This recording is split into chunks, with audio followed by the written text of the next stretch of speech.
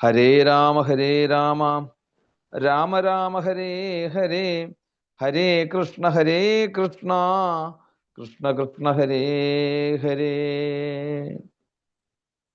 ഭക്തന്മാരുടെ നിസ്വാർത്ഥമായിട്ടുള്ള പലതരത്തിലുള്ള സൽക്കർമ്മങ്ങൾ, ജ്ഞാനികളായിട്ടുള്ള ബ്രാഹ്മണരുടെ നിഷ്കാമമായിട്ടുള്ള അവരുടെ കർമ്മങ്ങൾ, അതുപോലെ തന്നെ എല്ലാ ലൗകിക ജീവിതത്തെയും മാറ്റിവെച്ച് ലോകത്തിന്റെ നന്മയ്ക്ക് വേണ്ടിയിട്ട് പല ദിക്കുകളിലായിക്കൊണ്ട് പ്രണവം ഉരുവിട്ടുകൊണ്ട് ഇരിക്കുന്നതായിട്ടുള്ള ഋഷീശ്വരന്മാര്, അങ്ങനെയുള്ളവരുടെയൊക്കെ അപാര കാരുണ്യം ഈ ഒരു കരികാലത്ത് ഇതുപോലെ എല്ലാവരും ഒത്തുചേർന്ന് ഇരുന്നുകൊണ്ട് പുതിയ സാങ്കേതിക വിദ്യകളിൽ കൂടെ ആണെങ്കിൽ പോലും എത്ര ഭംഗിയായിട്ട് ആ ഈശ്വര സേവ നമുക്ക് ചെയ്യാൻ സാധിക്കുന്നുണ്ടെങ്കിൽ ഇവരുടെയൊക്കെ സൽക്കർമ്മങ്ങളെ കൊണ്ടാണ്. അങ്ങനെയാണെങ്കിൽ അവരുടെയൊക്കെ പാദങ്ങളിൽ ദണ്ഡ നമസ്കാരം ചെയ്തുകൊണ്ട് നമുക്ക് ഈ ഒരു ഇന്നത്തെ സുപ്രഭാതത്തെ വരവേൽക്കാം. ഓരോരോ ദിവസങ്ങളും ഓരോരോ അനുഭവങ്ങളിലൂടെ നമ്മളെ ഈ സത്സംഗത്തിലേക്ക് നയിച്ചുകൊണ്ട് പോകുന്നു. എത്ര നന്ദി പറഞ്ഞാലും അല്ലേ, നമ്മളുടെ നന്ദി പറയുമ്പം പറയാൻ തുടങ്ങിക്കഴിഞ്ഞാൽ പരമ്പരകളാണ് ആദ്യം, പിതൃക്കളാണ്. ഒരു ഗൃഹത്തില് എന്തെങ്കിലും ഒരു വിശേഷമുണ്ടായാൽ ആദ്യം സ്മരിക്കേണ്ടത് പിതൃക്കളെയാണ് എന്ന് പറയും. അതുകൊണ്ടാണ് ശ്രദ്ധയോടുകൂടി ശ്രാദ്ധമൂട്ടണം എന്ന് പറയുന്നത്. അവരുടെ ഒരു അനുഗ്രഹം ഇല്ലെങ്കിൽ നമ്മൾ ഈ ഒരു പ്രപഞ്ചത്തിലേക്ക് നമ്മൾ എത്തുന്നില്ല ഇവിടെ. അപ്പൊ അവരെ ഒരിക്കലും നമ്മൾ മറക്കരുത്. ഒരു ഗൃഹത്തിന്റെ ഐശ്വര്യത്തിന്റെ കുറവ് ഒരു 99% പിതൃശുദ്ധി കുറവായിട്ടായിരിക്കാം.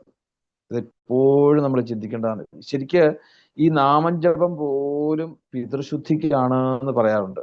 ഈ നാമജപം പോലും. അതുകൊണ്ടാണല്ലോ വൈഷ്ണവ പദത്തിലേക്ക്, വിഷ്ണു പദത്തിലേക്ക് ആ പിതൃക്കളെ എത്തിക്കുക എന്നുള്ളതാണല്ലോ. അതുകൊണ്ടാണ് ഈ കരികാലത്ത് ഇത്ര കണ്ട് നാമജപത്തിന് ഒരു പ്രാധാന്യം വന്നത്. അത് ആ ഒരു രീതിയിൽ തന്നെ ലൗകികമായിട്ട് ചിന്തിച്ചാൽ പോലും എന്താണ്, വന്ന വഴി മറക്കരുതെന്ന് നമ്മൾ പറയല്ലേ എന്ന് പറഞ്ഞ പോലെ അവരെ സ്മരിക്കുക, അത് മാത്രം മതി. ശരിക്കും അത് തന്നെയാണ് നമ്മളുടെ ഏറ്റവും വലിയൊരു ഐശ്വര്യം, ഈ നാമജപം. ആ നാമജപത്തിലൂടെ നമുക്ക് നമ്മളുടെ മനസ്സിന്റെ ആ ഒരു ശുദ്ധഭാവം മറ്റുള്ളവരിലേക്കും പകർന്നു കൊടുക്കുക. ഇതാണ് ശരിക്ക് ഈ മനുഷ്യ ജന്മം കൊണ്ട് നമുക്ക് നേടിയെടുക്കേണ്ടതെന്ന് പറയുകയാണ്. അപ്പൊ അത് നമുക്ക് സദാസമയവും നമുക്ക് ആ ഒരു സ്മരണ ഉണ്ടായിക്കഴിഞ്ഞാൽ, ആ ഒരു സ്മരണ പിതൃക്കൾക്ക് വേണ്ട പോലെ ശ്രാദ്ധാദികളൊക്കെ വേണ്ട പോലെ അനുസ്മരിക്കണം. ദേവപൂജയെക്കാളും കൂടുതൽ പ്രാധാന്യം കൊടുക്കേണ്ടത് പിതൃപൂജയ്ക്കാണ്.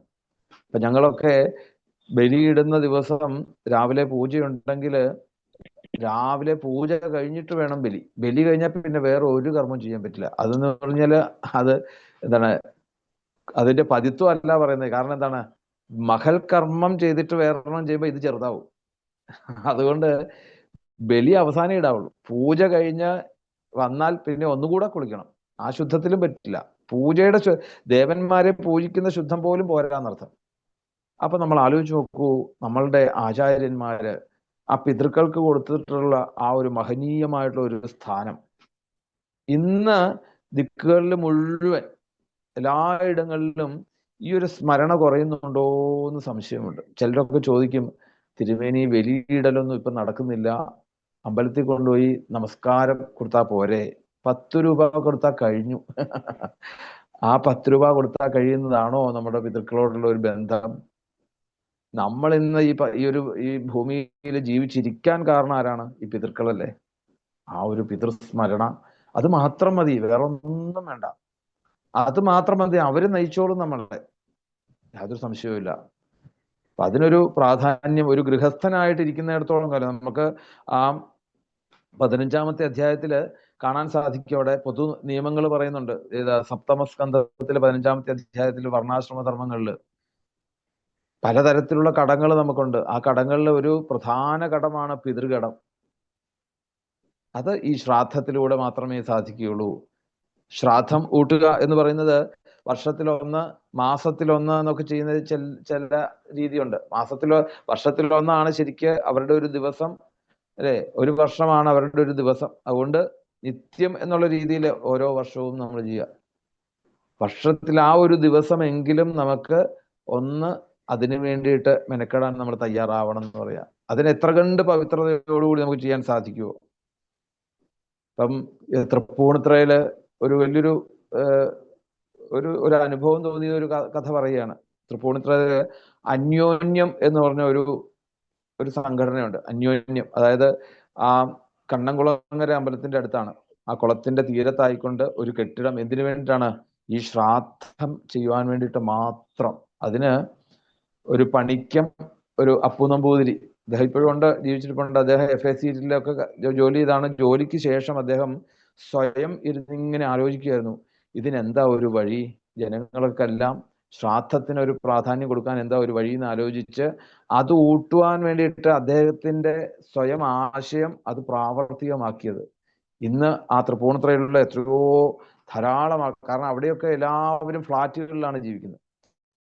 അപ്പൊ അങ്ങനെയുള്ളവരെ സംബന്ധിച്ചിടത്തോളം എവിടെയായി മുങ്ങി കുളിക്കുവാനും അല്ലെങ്കിൽ കുളിച്ചു വന്ന് വെളിയിടാനുള്ള സൗകര്യമൊന്നും അവിടെ ഇല്ലാത്തത് കൊണ്ട് അതിനുള്ള എല്ലാ സൗകര്യങ്ങളും എന്താണ്, ഓയിക്കനടക്കം പറഞ്ഞു കൊടുക്കുന്ന എന്താണ്, ആ ഓയിക്കനടക്കം അവിടെയുണ്ട്. അവിടെ ചെല്ലുക, പണം അടയ്ക്കുക, പിന്നെ ബലിയിടുക. അതിനധികം വലിയ സാമ്പത്തികമൊന്നും അവിടെ, സാമ്പത്തിക നേട്ടമല്ല അവിടെ ഉദ്ദേശിക്കുന്നത്. അപ്പം ഇങ്ങനെയൊക്കെ ചിന്തിക്കുന്ന സജ്ജനങ്ങളുടെ നമ്മുടെ ഈ ഒരു ഇതിലുണ്ടെന്ന് തോന്നിപ്പോവുക. അപ്പം ആലോചിച്ച് നോക്കുക. അപ്പം ഇനി വേണമെന്ന് വിചാരിച്ചാൽ പോലും ഇപ്പൊ ഫ്ലാറ്റിലൊക്കെ ജീവിക്കുന്നവരെ സംബന്ധിച്ചിടത്തോളം അറിയാം, അല്ലെ? വേണ്ട പോലെയുള്ള ശുദ്ധാദികളൊന്നും നോക്കാൻ സാധിക്കുന്നില്ല. അവർക്ക് പോലും സൗകര്യമായിക്കൊണ്ട് ഇങ്ങനെ ഒരു സ്ഥാപനം ഉണ്ടാക്കാൻ സാധിച്ചിട്ടുണ്ടെങ്കിൽ എത്ര പുകഴ്ത്തിയാലും മതിയാവില്ല എന്ന് പറയുകയാണ്. ഇപ്പോഴും അത് ഭംഗിയായിട്ട് അവിടെ നടന്നു പോകുന്നു. അതുകൊണ്ട് എന്തേ പറ്റിയത്? ആ ഒരു ദേശത്തുള്ള സകലമാന എല്ലാവരും ഉണ്ടോയെന്നില്ല, ഈ ബ്രാഹ്മണരും ക്ഷത്രിയരും അങ്ങനെയുള്ള എല്ലാവരും എന്തായാലും ഇപ്പം ബലി മുടക്കാതെ കഴിച്ചു കൂട്ടുന്നുണ്ട്. കാരണം ഇങ്ങനെ ഒരു സ്ഥാപനം വന്നതോടുകൂടി. ഇപ്പൊ അവിടെ നിന്നുള്ള അല്ല കേട്ടോ, പല ദിക്കുകളിൽ നിന്ന് അവിടെ ചെല്ലുന്നുണ്ട് പിണ്ടങ്ങൾ, ഓരോ കാര്യങ്ങൾ, ഇങ്ങനെയുള്ള വൈദിക കർമ്മങ്ങൾ ചെയ്യുവാൻ വേണ്ടിയിട്ട്. അപ്പം തീർച്ചയായിട്ടും ഇന്നത്തെ ആചാര്യം വഴി നമുക്ക് ആ പിതൃക്കൾക്ക് വേണ്ടിയിട്ടാവട്ടെ, ഒരിക്കലും അവരെ മറന്നുകൊണ്ട് നമ്മൾ ഒരിക്കലും ദിവസവും രാവിലെ നമുക്ക് നമസ്കരിക്കാൻ സാധിക്കുമെങ്കിൽ തീർച്ചയായിട്ടും അത് ചെയ്യണം. അതുപോലെ തന്നെ നമ്മളുടെ വേണ്ടപ്പെട്ടതായിട്ടുള്ള അച്ഛൻ, അമ്മ, പിന്നെ അച്ഛനമ്മമാരുടെ അച്ഛനമ്മമാര്, ഇങ്ങനെ 6 പേരുടെ ആ ശ്രാദ്ധങ്ങൾ ഒരിക്കലും മുടക്കരുത് എന്ന് പറയുകയാണ്.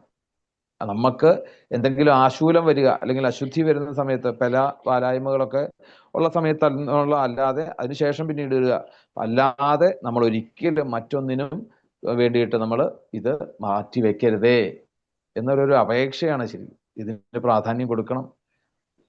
നമുക്കൊന്ന് എഴുന്നേറ്റ് അത് ചെയ്യാൻ നമുക്ക് ആരോഗ്യമുണ്ടെങ്കിൽ തീർച്ചയായിട്ടും അത് ഭംഗിയായിട്ട് സ്മരിച്ചുകൊണ്ട് ചെയ്യാൻ നമുക്ക് സാധിക്കണം. അതുപോലെ തന്നെ നമ്മളോട് ചേർന്നതായിട്ടുള്ള ഇതുപോലെയുള്ള ഇത്രയും പ്രാധാന്യമായിട്ടുള്ള ഇവരൊക്കെ മരിച്ചു കഴിഞ്ഞാൽ 1 വർഷമെങ്കിലും ശരിക്കും ദീക്ഷ നോക്കണം. യാതൊരു സംശയവുമില്ല. അതാണ് നമ്മളുടെ ഐശ്വര്യം ശരിക്കും.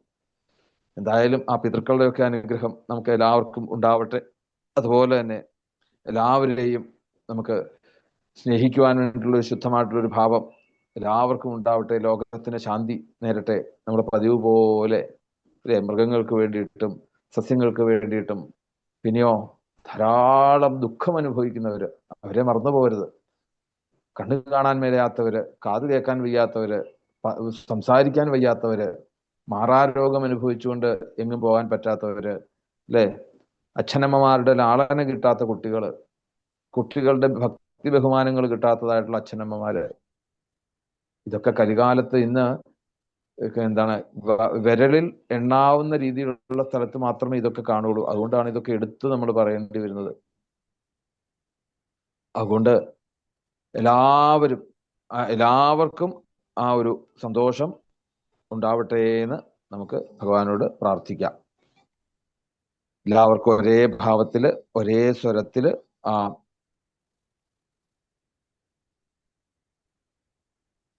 ജ്വരസ്തുതി ചൊല്ലി നമുക്ക് ആ ഭാഗവതത്തിലേക്ക് പ്രവേശിക്കാം.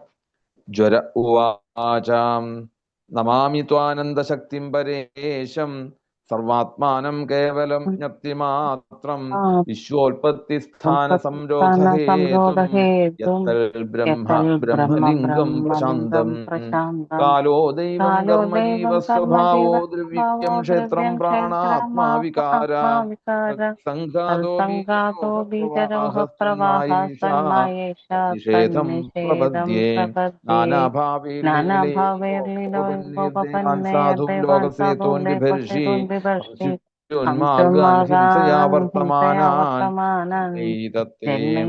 ഭാരഹാരായ ഭൂമേ തപ്തോഹം തേ തേജസാദുസ്സഹേന ശാന്തോക്രേണ ദുർഘടേന ജ്വരേണ താവത്താപോ ദേഹിനാം തേഘ്രിമൂലം നോസേവേരൻ യാവദാശാനുബദ്ധാഃ താവത്താപോ ദേഹിനാം തേഘ്രിമൂലം നോസേവേരൻ യാവദാശാനുബദ്ധാഃ താവത്താപോ ദേഹിനാം തേഘ്രിമൂലം നോസേവേരൻ യാവദാശാനുബദ്ധാ. സർവത്ര ഗോവിന്ദനാമ സങ്കീർത്തനം. ഗോവിന്ദ